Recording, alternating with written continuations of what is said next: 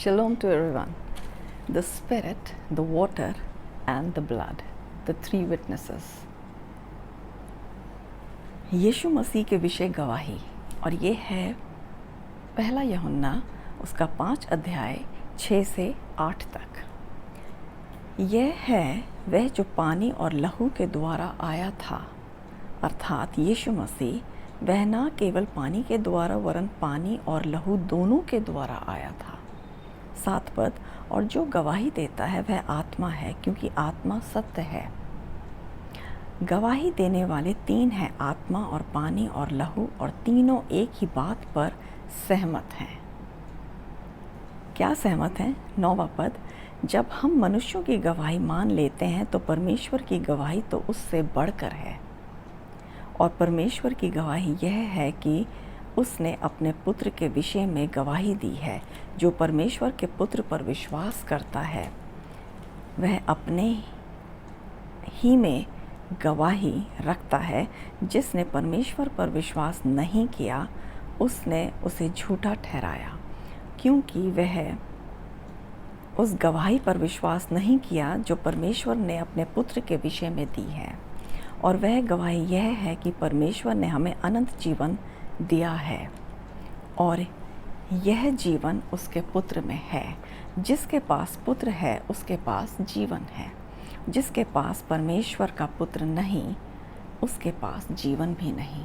बहुत सी स्पष्ट सी बातें हैं, बहुत साफ बातें हैं, और पिता ने अपने पुत्र के लिए गवाही दी है कि जिसके पास पुत्र नहीं उसके पास जीवन भी नहीं।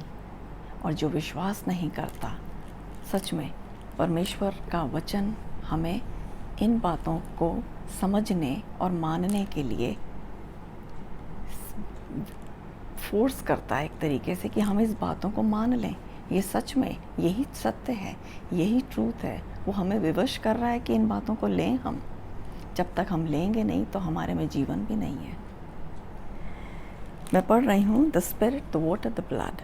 Jesus Christ is the one who was revealed as God's Son by his water baptism and by the blood of his cross, not by water only, but by water and blood. And the Spirit, who is truth, confirms this with his testimony. So we have these 3 constant witnessing, giving their evidence. The Spirit, the water, and the blood. And these 3 are in agreement. If we accept the testimony of men, how much more should we accept the more authoritative testimony of God that He has testified concerning His Son? Those who believe in the Son of God have the living testimony in their hearts. Those who don't believe have made God out to be a liar, but not believing the testimony God has confirmed about His Son. This is the true testimony that God has given us eternal life, and this life has its source in His Son. Whoever has the Son has eternal life. Whoever does not have the Son does not possess eternal life. So it is better to believe in Christ, to have Son, so we can have eternal life forever.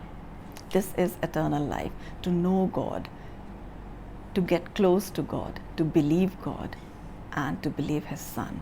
So God bless you all.